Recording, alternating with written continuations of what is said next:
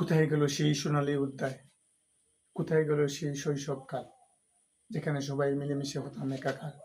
আজ কেন আমরা একা একা চলি, পাশে পাই না কাউকে?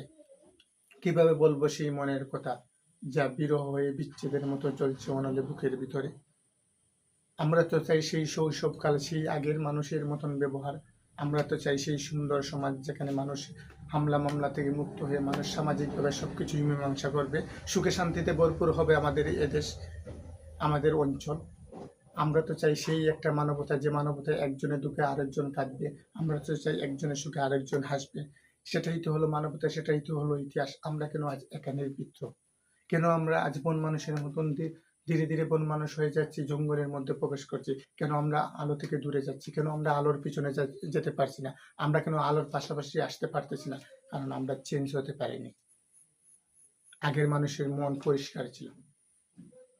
আজ থেকে 100 বছর আগের মানুষের মন পরিষ্কার ছিল, তাদের অন্তর পরিষ্কার ছিল। তারা মানুষকে মানুষ মনে করত।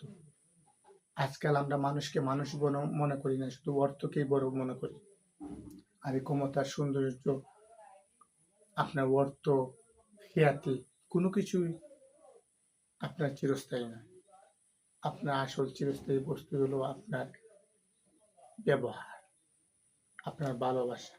আপনি যদি কাউকে ভালোবাসেন মন থেকে, সে কখনোই আপনার এই ভালোবাসাকে অবজ্ঞা করবে না।